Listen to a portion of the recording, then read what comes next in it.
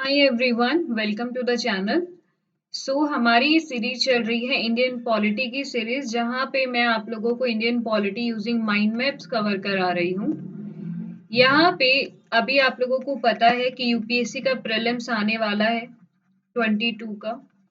तो पॉलिटी एक अपना ही इम्पोर्टेंट सेक्शन है, इसीलिए मैं आप लोगों को सारे जो इम्पोर्टेंट चैप्टर्स हैं अपने इंडियन पॉलिटी के, उनके आपको माइंड मैप्स की हेल्प से कवर अप करा रही हूँ। और ये जो बहुत ही शॉर्ट सीरीज है वो आप लोगों के लिए बहुत ज्यादा हेल्पफुल होगी।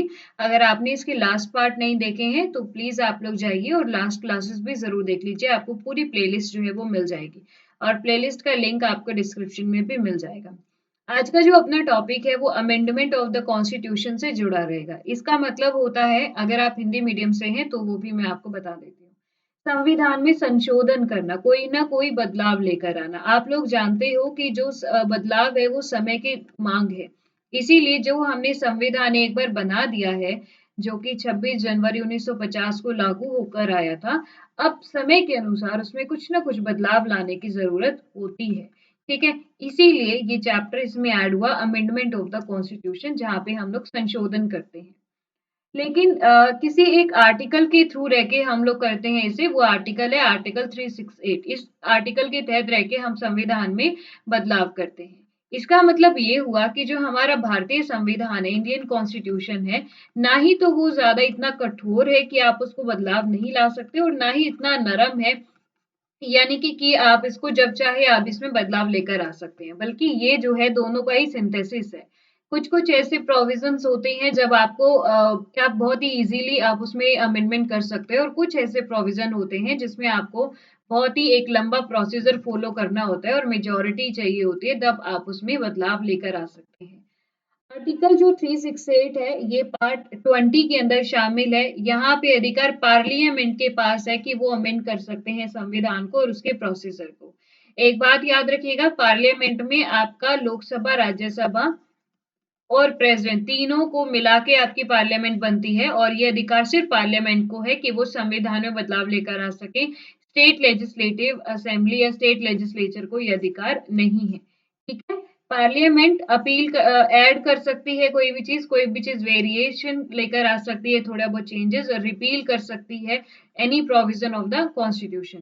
बट रिमेंबर, एक चीज यहाँ पे आएगी, बेसिक स्ट्रक्चर। उसको आप लोग बदलाव बिल्कुल नहीं ला सकते, मतलब वो आपके संविधान की नींव है। आप उसमें कोई भी चेंजेस चाहकर भी जो है वो नहीं लेकर आ सकते हो। ठीक है, वो क्योंकि हमारे संविधान की नींव है। अगर आप कोई भी घर बनाते हो, घर में अगर आपको रेनोवेशन कराना है, आप उस घर की नींव नहीं बदलते हो। आप उस घर के रेनोवेशन में ऊपर ही जो है वो सब ठीक करा लेते हो, कोई रूम चेंज करा लिया, कुछ भी करा लिया। बट हमारी जो नींव होती है वो वहीं पे रहती है ना, तो वही चीज है ये वाली भी। अमेंडमेंट जो है वो हम लोग दो तीन तरीके से कराते हैं। एक होता है सिंपल मेजोरिटी। अगर मामला बहुत ही नॉर्मल सा है, ठीक है, ज्यादा इंपॉर्टेंट नहीं है, तो आप उसे सिंपल मेजोरिटी से चेंज कर सकते हो। अगर मामला या टॉपिक या मुद्दा जो भी है वो फेडरल नेचर का है या बहुत ही ज्यादा इंपॉर्टेंट है, तो आपको उस चीज के लिए स्पेशल मेजोरिटी चाहिए होती है। अगर उस प्रोविजंस में स्टेट भी शामिल है और स्टेट से जुड़ा हुआ कोई भी ऐसा टॉपिक है, तो स्पेशल मेजोरिटी तो चाहिएगी ही चाहिएगी, बल्कि ratification of the half of the state भी रहेगा। मतलब जितने देश में राज्य हैं, उनके आधे जो देश हैं उनका भी हामी चाहिएगी, परमिशन चाहिएगी। बट एक चीज यहाँ पे रिमेम्बर रखिएगा कि जो स्टेट लेजिस्लेचर है, अगर वो उस चीज को सिंपल मेजोरिटी से भी देंगे तो चलेगा। स्पेशल मेजोरिटी होगी तो सोने पे सुहागा वाली बात हो जाएगी, बट अगर वो सिंपल मेजोरिटी भी देते हैं तो भी ये चीज जो है वो मानी जाएगी, वो चली जाएगी। ठीक है, तो यहाँ पे स्टेट के केस में सिंपल मेजोरिटी रहती है। अब हम लोग इसमें ये देखते हैं कि कौन कौन सी चीज कौन कौन से एक्ट में आती है।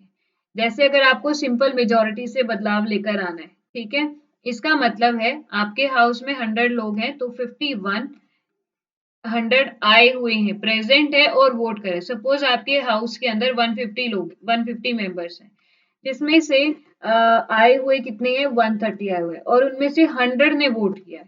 ठीक है, अब आप जो भी कैलकुलेशन करोगे वो आप 100 के हिसाब से करोगे, आप बाकी के 50 को छोड़ देंगे। 100 के अंदर जो 51 है वो प्रेजेंट भी है, वोट भी कर रहे हैं, और वो मेजोरिटी का स्टेक भी करते हैं। इसको आप सिंपली क्या बोलते हो, सिंपल मेजोरिटी का हिस्सा हम लोग मानते हैं। ठीक है जी, इसको हम सिंपल मेजोरिटी कहते हैं।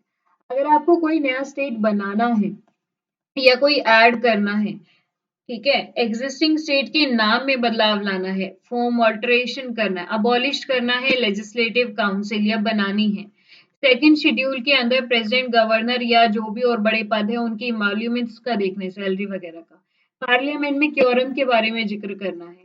क्योरम क्या होता है, कमेंट सेक्शन में आप प्लीज मुझे बताइए। इलेक्शन, पार्लियामेंट या स्टेट लेजिस्लेचर के कोई इलेक्शन में बदलाव हेरफेर करना है, सैलरी या एमपी के जो भी अलाउंसेस हैं वो सब चीजें देखनी है। तो इन सब जो ये मुद्दे हैं बहुत ही सिंपल से हैं, इसीलिए ये सारे सिंपल मेजोरिटी से रिजॉल्व हो जाएंगे।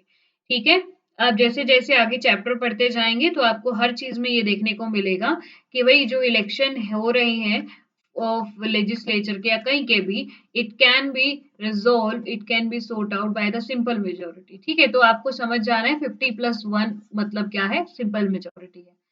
सेशन में कौन कौन से टॉपिक आएंगे, इसका मतलब क्या है कि जो टोटल मेंबरशिप है, हमने देखा था ना टोटल मेंबरशिप थी 150, इसका 51% मतलब मोर देन 50%, ठीक है, इसका 51%, और साथ में 2/3 of each house, 2/3 in the sense suppose 150 में से 130 आए थे और 100 वोट करे थे, राइट, मैंने जैसे आपको लास्ट स्लाइड में बताया। अब 100 का जो 2/3 पार्ट होगा, एग्जाम्पल के लिए आई थिंक 66 कुछ एरिया बनना चाहिए, है ना, 200/60, हाँ 66 के अराउंड कुछ जाएगा, यानी कि इतने लोग एटलीस्ट वोटिंग होने चाहिए, यस में होने चाहिए, और दूसरा वे मोर देन 51% भी होने चाहिए। ठीक है, तो ऐसा है तो कोई भी मामला जो है वो स्पेशल मेजोरिटी से डील किया जाता है। ठीक है, अगर आप फंडामेंटल राइट्स में कोई चेंज लाते हो, जैसे कि हम लोग आर्टिकल 21 के अंदर कई बार चेंजेस ला चुके हैं, है ना, हमने प्राइवेसी वाला उसमें ऐड किया है, राइट टू प्राइवेसी, और एजुकेशन वाला उसमें ऐड किया है, right to life with dignity, ये सब चीजें कुछ उसमें एडिशन हुए हैं, राइट, जैसे कि हमने जो आर्टिकल 31 है उसको अबॉलिश किया था because that was a property right, है ना, तो अब वो फंडामेंटल राइट नहीं बचा है। इस तरीके के कोई भी अगर बदलाव लाते हैं तो वो आप स्पेशल मेजोरिटी से लाओगे। डीपीएसपी से जुड़े हुए हैं, ड्यूटी से हैं, कोई भी ऐसा चीज है तो आप लोग स्पेशल मेजोरिटी से लेकर आएंगे। ठीक है, द लास्ट वन इज कि अगर हमें स्टेट को भी शामिल करना है तो कौन सी चीजें होंगी। अगर कोई भी टॉपिक फेडरल स्ट्रक्चर से जुड़ा हुआ है, फेडरल स्ट्रक्चर आप मुझे बताएंगे कि इसका मतलब क्या होता है, और क्या हमारा जो देश है, our India is a federal country, is a federal country और नॉट, और नॉट, तो प्लीज यहाँ पे बता दीजिए। हाफ ऑफ द स्टेट को अपना कंसेंट देना होगा, फॉर्मेलिटी होती है, ये जस्ट फुलफिल हो जाते हैं। अगर ये स्पेशल मेजोरिटी होता तो फॉर्मेलिटी नहीं होती, बट सिंपल मेजोरिटी है इसीलिए फॉर्मेलिटी है। अगर प्रेसिडेंट साहब के इलेक्शन है और उनके तरीके में कुछ चेंजेस लाने हैं, सुप्रीम कोर्ट हाई कोर्ट में कोई बदलाव लाने हैं, क्योंकि वो फेडरल है ना, वो आपके सुप्रीम कोर्ट आपके केंद्र और राज्यों के लिए एक ही है, अलग अलग नहीं है ना। एग्जीक्यूटिव पावर, प्रेसिडेंट साहब आपके पूरे देश का एक है, ना कि अलग अलग है, वो वाली चीज है। एग्जीक्यूटिव पावर जो यूनियन और स्टेट में डिवाइडेड है, तो उनमें कुछ एक्सटेंशन करना है, तो कोई भी इससे जुड़ी हुई चीजें जो है वो फेडरल नेचर की होंगी। जो हमारी 7th शेड्यूल है जिसमें 3 लिस्ट जो है वो शामिल है, जैसे यूनियन, स्टेट और कंकरेंट, उसमें कोई हेर फेर करना है तो वो भी आपका इसी अमेंडमेंट से होगा। स्टेट का रिप्रेजेंटमेंट टू द पार्लियामेंट ऐसा कुछ भी होना है तो भी ऐसा होगा। ठीक है, अभी तक की चीजें सबको क्लियर है, सो hit the like button, share it with your lots of friends and subscribe your favourite channel that is inquest IAS.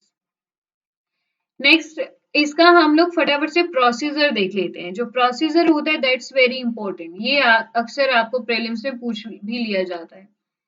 सबसे पहले अगर आपको कोई भी अमेंडमेंट करना है, ठीक है, तो इंट्रोडक्शन करिए आप बिल का, आप किसी भी हाउस में कर सकते हो। मैं सेंटर को लेके चल रही हूँ तो लोकसभा राज्यसभा जो भी में आपका मन है तो आप उसमें कर सकते हो, क्योंकि ये पावर सिर्फ और सिर्फ पार्लियामेंट के पास होती है, इसीलिए हम स्टेट लेजिस्लेचर में इस बिल को लेकर ही नहीं जा सकते, राइट। अगर ऐसा गया तो वो चीज मतलब इनवैलिड हो जाएगा, वो बिल वहीं खत्म हो जाता है। बात आती है कि इसको लेकर कौन जाएगा, इसको कोई भी लेके जा सकता है। अगर आपका कॉन्स्टिट्यूशनल अमेंडमेंट बिल है तो ये मिनिस्टर या कोई भी प्राइवेट मेंबर कोई भी इस बिल को लेके जा सकता है। रिमेंबर वन थिंग हियर कि यहाँ पे प्रेसिडेंट की कोई भी प्रायर परमिशन की जरूरत नहीं होती। Now tell me one thing, अगर मैं आपसे ऐसे क्वेश्चंस करती रहूंगी तो आपकी क्लियरेंस और ज्यादा अच्छी हो जाएगी। In which bill we need prior consent of president, prior consent of president, हमें किस बिल के तहत प्रेसिडेंट की प्रायर कंसेंट की जरूरत होती है? राइट, तो आपको अपना आंसर जो है वो कमेंट सेक्शन में लिखना है। तो इस बिल में जो आप इंट्रोडक्शन कर रहे हैं आप अमेंडमेंट के लिए, तो यहाँ पे प्रेसिडेंट के परमिशन की कतई भी जरूरत नहीं होती। इसके बाद ये जो बिल आप लेकर गए हो ये पास्ड होना चाहिए ईच हाउस में स्पेशल मेजोरिटी से। ठीक है, दोनों ही हाउस में ये स्पेशल मेजोरिटी से जाना चाहिए, तभी जाके आप मानते हो कि हाँ भाई ये ठीक है।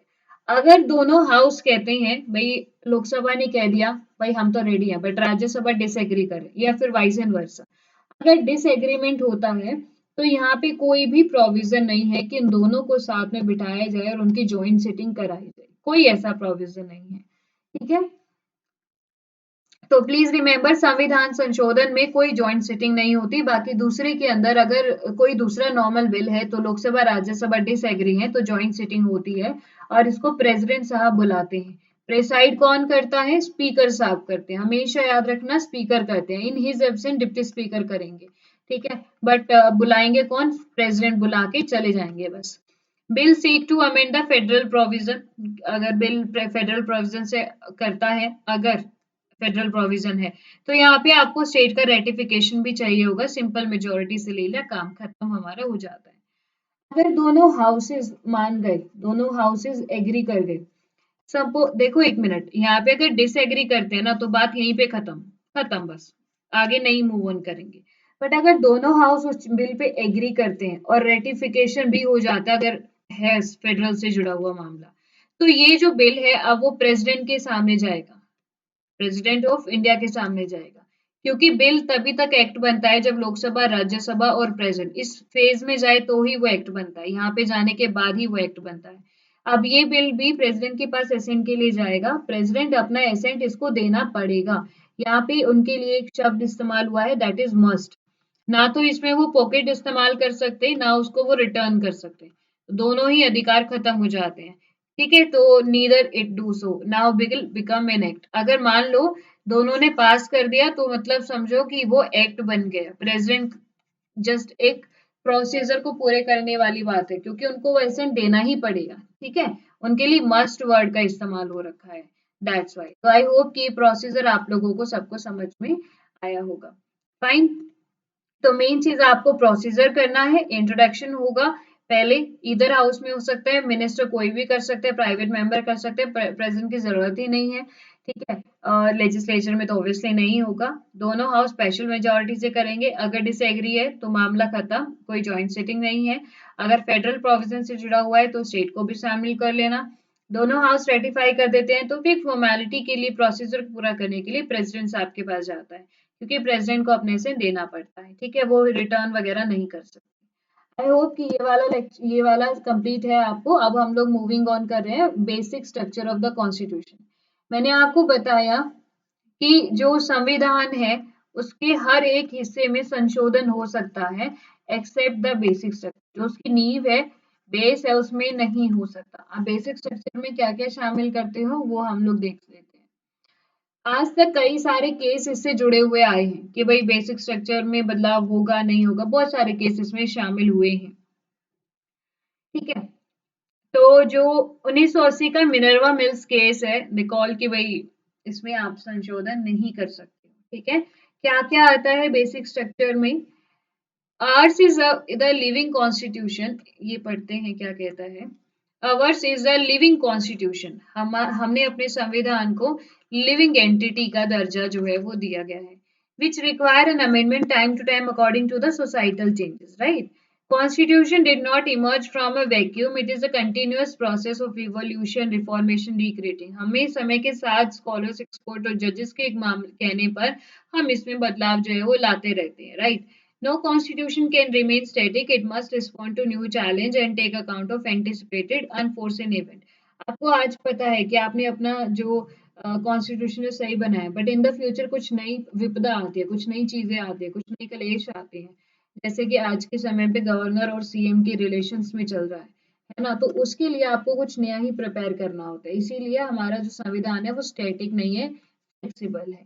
पार्लियामेंट के पास इनके पास अधिकार होती है ऐड ऑल्टर वेरिएशन रिपील कर सकते हैं अपने संविधान के किसी भी हिस्से को, except the basic structure. Basic structure में जैसे हम लोग कहते हैं that we are the secular country, हम लोग धर्म निरपेक्ष हैं, तो ये एक चीज है कि जो धर्म निरपेक्ष है, ये एक चीज है जो कि भाई क्या कहता है, ये बेसिक है, आप इसको बदलेंगे नहीं। सॉवरेन है, जैसे हम डेमोक्रेटिक है, रिपब्लिक है, हमारा संविधान सुप्रीम है, रूल ऑफ लॉ है, that is under the article 14। Synthetic एक सिंथेसिस बना हुआ है फंडामेंटल राइट और डीपीएसपी में, है ना, कि आपको फंडामेंटल राइट भी देने हैं लोगों को, और लोगों की ड्यूटी जो है, मतलब राज्य की ड्यूटी टुवर्ड्स द पीपल, वो भी फुलफिल करनी है। इक्वालिटी है, जैसे कि पार्लियामेंट्री सिस्टम है, जुडिशियल रिव्यू, ये सारी चीजें क्या है अपना बेसिक स्ट्रक्चर के अंदर हम लोग इसको क्या करते हैं, शामिल करते हैं। ठीक है, तो एक बार आफ्टर द क्लास ओवर एक बार आप प्लीज इसको पढ़ लेना, ये सारे कुछ 18 करके पॉइंट है, आपको सारे याद होने चाहिए, बिकॉज यूपीएससी कई बार ये क्वेश्चन पूछ चुका है, which is not a which is a fundamental duty, ऐसा करके पूछ लेता है। एंड ऑप्शंस में आपको एक दे दिया जैसे वेलफेयर स्टेट दे दिया, सेकंड आपको दे दिया प्रिंसिपल ऑफ इक्वालिटी दे दिया, ठीक है, एंड एक आपको दे दिया कि राइट टू पे टैक्स, है ना, एंड एक आपको दे दिया कि फ्रीडम ऑफ रिलीजन। तो आपको बताना होगा कि कौन सी आपकी ड्यूटी है, तो भाई वेलफेयर स्टेट आपका डीपीएसपी है, प्रिंसिपल ऑफ इक्वालिटी आपका क्या है, ये है बेसिक स्ट्रक्चर के अंदर शामिल होता है। दूसरा राइट टू पे tax, that is your duty, and freedom of religion ये आपका क्या है, फंडामेंटल राइट है। ऐसे करके यू कुड बी कंफ्यूज, तो इसीलिए आपको ये मैंने बता दिया कि आपको इनको सारा पढ़ना पड़ेगा। ठीक है, तो जैसे सुप्रीमेसी ऑफ द कॉन्स्टिट्यूशन, हमारा जो संविधान है वो सर्वोपरि है, हम अपने संविधान की सुनते हैं। सॉवरेन डेमोक्रेटिक और रिपब्लिक है, सिक्योलर नेचर है हमारा, लेजिस्लेचर, एग्जीक्यूटिव और जुडिशरी, तीन सेपरेट ऑर्गन है हमारे देश के, जो कि अलग अलग हिस्से में काम करते हैं, और ये तीनों पे इंडिपेंडेंट होकर भी डिपेंडेंट है। ठीक है, बहुत सी चीजों में अपने आप ही डिसीजन लेते हैं, बट बहुत सी चीजों में एक दूसरे पर भी निर्भर रहते हैं। सेपरेशन है, फेडरल कैरेक्टर है, स्टेट और सेंटर के बीच में आपको पावर्स का डिवीजन दिखता है। यूनियन एंड इंटीग्रिटी भी है, इमरजेंसी की बात होगी तो दोनों एक भी हो जाते हैं, इंटीग्रेटिव यूनिटी भी है वॉर वगैरह की सिचुएशन में। वेलफेयर स्टेट है हमारा, socio economic justice, judicial review, यानी कि जुडिशियल रिव्यू आर्टिकल 13 के अंदर इस्तेमाल किया गया है। इसका मतलब क्या होता है कि अगर जुडिशरी चाहे तो लेजिस्लेचर के किसी भी कानून को पढ़ सकती है, अब दोबारा रिव्यू कर सकती है, और जुडिशरी अपने ही द्वारा दिए गए पहले डिसीजन को भी रिव्यू कर सकती है। Freedom and dignity of individual, parliamentary system, rule of law, fundamental right और डीपीएसपी का harmony, principle of equality, free fair election, judiciary independent होती है। 2014 में एनजेएसी एक एक्ट आया था जो कि जुडिशरी के जजेस जो है उनको अपॉइंट करता था, बट ऐसे होने से जुडिशरी का जो इंडिपेंडेंस है वो खत्म हो रहा था, क्योंकि वो एनजेएसी बोर्ड पर डिपेंड हो रहे थे, इसीलिए उसको खारिज कर दिया गया। Limited power of parliament to amend the constitution, effective access to justice, principle of reasonableness और power of supreme court under these 4 articles. ठीक है, तो ये चीज आपको प्लीज पढ़ना पड़ेगा, देन आप सब याद कर सकोगे। लास्ट में आपको फटाफट से बेसिक स्ट्रक्चर के सिग्निफिकेंस बताती हूँ। बेसिक स्ट्रक्चर जो है रियलाइज ओनली टू सेफगार्ड, ये हमारे संविधान को सुरक्षित करने का तरीका है टेम्परेरी मेजोरिटी इन पार्लियामेंट से। अब जैसे 2020 से 25 तक का दौर समझो, मान लो एग्जाम्पल के लिए एबीसी कोई पार्टी है, टोटल 150 में से 145 सीट उनके, तो मेजोरिटी में तो बढ़िया वाली है, तो ये पार्टी अपने अहम में आके उस सारे रूल को बदलना दे, संविधान को बदलना दे, इसलिए ये चीज जो है वो जरूरी होता है। It arise out of need to strengthen the constitution and prevent करना destruction, merit demerit of judicial review, ये सब चीजों को भी देखना। आई होप कि ये दोनों लेक्चर्स आप लोगों को क्लियर हुए होंगे. If you want to be from my side कि that I continue this whole series, तो आप लोग लाइक करो, सपोर्ट करो, शेयर करो, सब्सक्राइब करो your favourite channel that is in inquest IAS. And इसका टेलीग्राम आपको डिस्क्रिप्शन में मिल जाएगा. जिसने लास्ट क्लासेस नहीं देखी तो वो आपको प्लेलिस्ट में मिल जाएंगी. प्लेलिस्ट का लिंक आपको डिस्क्रिप्शन में भी मिल जाएगा. Okay, so thank you so much.